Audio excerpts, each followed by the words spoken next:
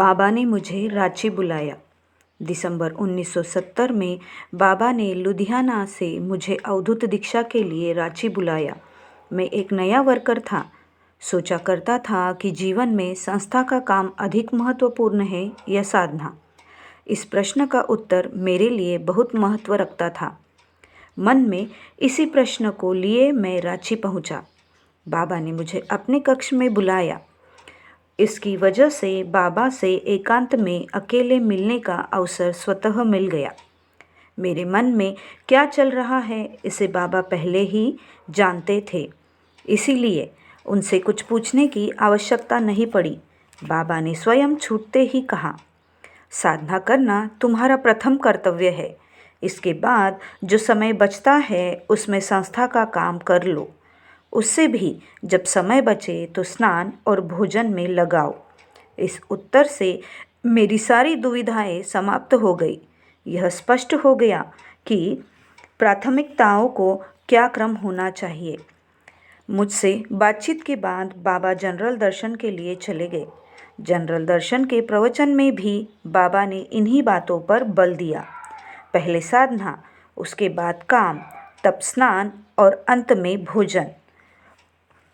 उस बातों को और आगे बढ़ाते हुए बाबा ने जोर देकर कहा, किसी को इस क्रम में पलटना नहीं चाहिए और न यह कहना चाहिए कि अब भोजन का समय हो गया है, इसीलिए साधना जल्द ही निपटा लेता हूँ। यह ठीक नहीं है। साधना के लिए पर्याप्त समय मिलना चाहिए। प्रतिदिन जनरल दर्शन का आनंद मैं लेता था। रांची जागृति छोटी थी। जिस प्रकार हम सभी लोग बाबा दर्शन के लिए व्याकुल रहते थे, उसी प्रकार बाबा भी हम सभी को एक साथ देखना चाहते थे। वे कहा करते थे, एक दूसरे से सटकर बैठो ताकि सभी के बैठने के लिए स्थान मिल सके। आश्चर्य की बात तो यह थी, एक छोटे से कमरे में इतने लोग एक साथ बैठ जाते थे।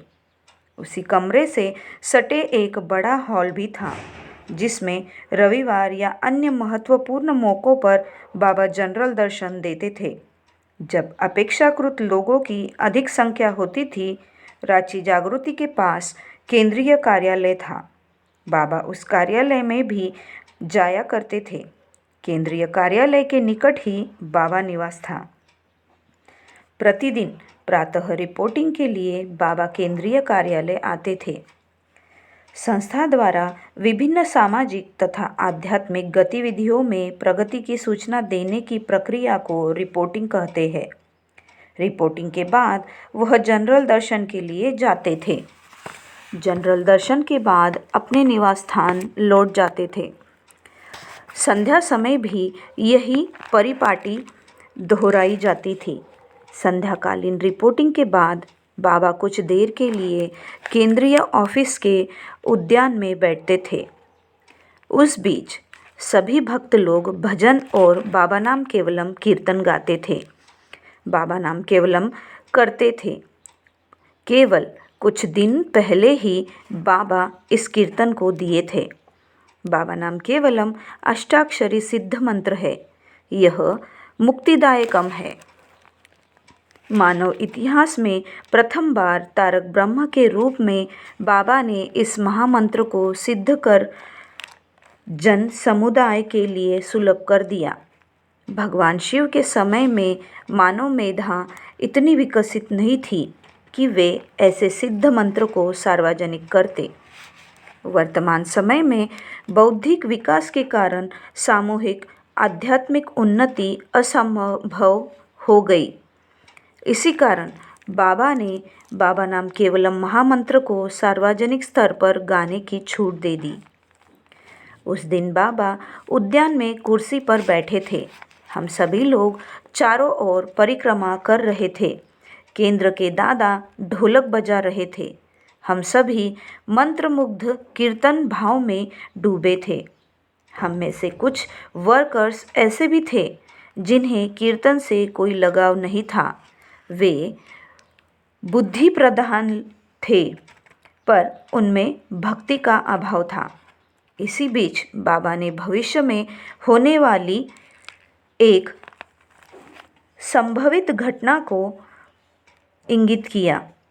पहली बार जब मैंने इसे सुना तो इसके अर्थ को मैं ठीक से समझ नहीं पाया था, परंतु बाद में पिए दादा वाली घटना से सब कुछ स्पष्ट हो गया।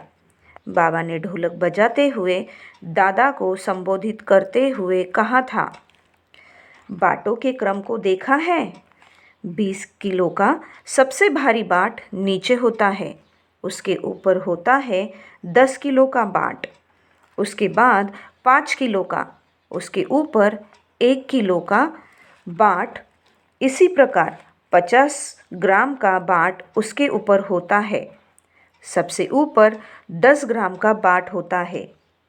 केंद्रीय दादा सबसे ऊपर बाट की भांति हल्के और छोटे होते हैं। बाबा ने इसे और स्पष्ट करते हुए कहा कि आध्यात्मिक उन्नति का कोई संबंध संस्था में नियुक्ति से नहीं होता है। उच्च पद पर बैठा व्यक्ति आध्यात्मिक स्तर पर 10 ग्राम बाट की भांति हल्का हो सकता है। उस समय बाबा के इस कथन का महत्व और आंतरिक अर्थ को मैं बिल्कुल नहीं समझ सका। उस उच्च पद पर आसीन व्यक्ति के दुर्व्यवहार के कारण मुझे अप्रिय निर्णय लेना पड़ा। रांची जागृति से 1 किलोमीटर की दूरी पर एक झील है। निराश मन से उस झील के किनारे मैं टहल रहा था। निर्णय लिया था कि मैं अपने भौतिक शरीर को छोड़ दूंगा। मैंने सोचा, मृत्यु को गले लगाने से पूर्व इस जीवन की अंतिम साधना कर लेनी चाहिए। अतः मैं साधना के लिए बैठ गया। इसी बीच बाबा केंद्रीय कार्यालय आए और मेरी खोज खबर लेनी शुरू कर दी। बाबा मुझे अविलंब देखना चाहते थे। केंद्रीय वर्कर्स को आदेश दिए कि मुझे अविलंब बाबा के सामने प्रस्तुत किया जाए। जितना ही विलंब हो रहा था, बाबा का गुस्सा ऊपर चढ़ रहा था। बदहवास केंद्रीय दादाओं ने मुझे ढूंढने के लिए कुछ लोगों को रेलवे स्टेशन, हवाई अड्डा, बस स्टेशन तथा स्थानीय मार्गियों के घर तक भेजा। इधर मैं 1 घंटा लंबी साधना में बैठा रहा। उसके बाद गुरु पूजा करनी आरंभ की। मेरे जीवन की यह अंतिम गुरु पूजा थी। गुरु पूजा समाप्त कर मैंने साष्टांग प्रणाम किया और उठा। उसी समय बाबा अचानक उपस्थित हो गए। उन्होंने मुझसे पूछा, क्यों तुमने अपनी जीवन लीला समाप्त करने का निर्णय लिया? तुम मेरे बहादुर बेटे हो। तुम में अकेले ही आनंद मार्ग को स्थापित करने की क्षमता है। हाँ बाबा, मेरा संक्षिप्त उत्तर था। जैसे ही मैं साष्टांग प्रणाम कर उठा, बाबा अंतर्ध्यान हो चुके थे, परंतु उनका संदेश मेरे अंतःकरण में गहराई तक उतर चुका था। उनकी वाणी अब भी मेरे कानों में गूंज रही थी। मैंने सोचा, क्यों मुझे अपने भौतिक शरीर का परित्याग करना चाहिए? मैंने बाबा के मिशन को क्रियान्वित करने का संकल्प लिया और पक्के इरादे के साथ केंद्रीय कार्यालय लौट आया। मुझे देखते ही दादाओं के चेहरे खिल गए और यह जानने के लिए उत्सुक हो गए कि अभी तक मैं कहाँ था। एक स्वर में सभी ने कहा, तुम्हें बाबा कितना प्यार करते हैं। तुम्हें ढूंढने के लिए हम लोगों का नाको दम कर दिया था।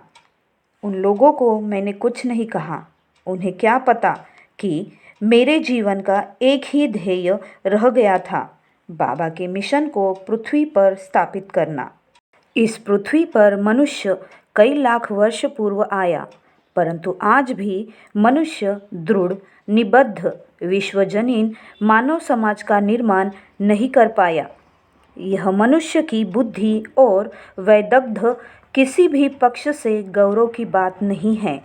तुम लोग जिन्होंने परिस्थितियों को समझा है, प्रयोजन को समझा है, पाप के नग्न नृत्य को देखा है, भेद बुद्धि के कपट अट्टहास को सुना है, तुम सबके लिए यह उचित है कि विलंब किए बिना इस महत् कार्य को पूर्ण करने के लिए प्रस्तुत हो जाओ। जहाँ उद्देश्य महत् होता है, सिद्धि वहाँ अनिवार्य होती है। बाबा।